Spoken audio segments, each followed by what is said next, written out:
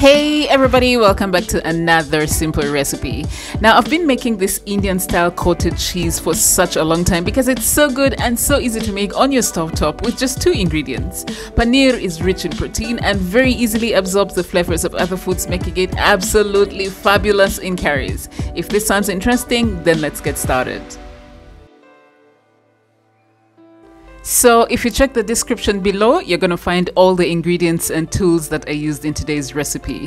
What you see me doing is adding my milk to a heavy based saucepan set over medium-low heat.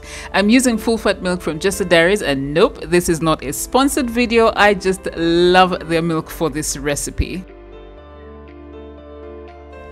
I am going to heat my milk very gently while stirring frequently just to make sure that the milk does not burn at the bottom.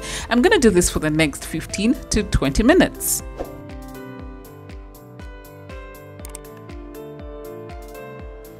And at that point, I went ahead to turn off my flame and add the vinegar. Now, you may use lemon juice if you don't have vinegar.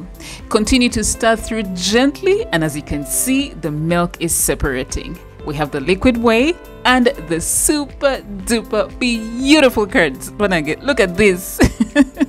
It's so amazing. So to stop the curds from continuing to kind of cook, I'm adding a bowl of ice and covering up my saucepan while I get everything ready to separate the whey from the curds. This bowl is gonna catch the whey. Next is my sieve, which I am lining with muslin or cheesecloth. Now, just pour your mixture like so, and be careful as you do this because it is still hot.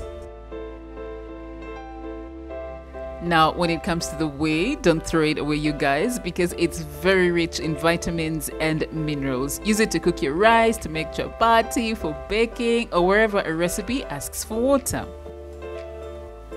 Now back to the curds. Gently squeeze out as much of the remaining whey as you can, and this is what mine looks like. Next, I'm going to dry out and firm up or harden the cheese. Start by folding the cloth around the cheese like so.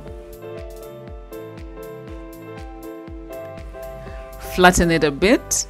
Then place it in a colander set over a plate to catch the remaining whey. I covered mine with another plate and then placed a heavy tin on it and let it sit for an hour.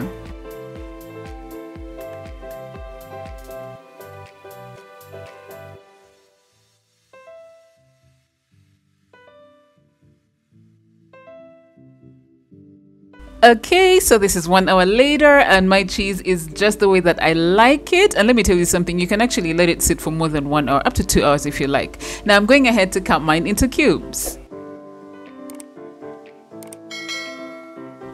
So as I mentioned before, this cheese is absolutely fantastic because it makes some of the best curries yet. Let me tell you something, you will not regret making this cheese and the curries that come along with it. I thank you so much for watching today's video. I hope you learned something new, and until my next one, may God bless you. Bye.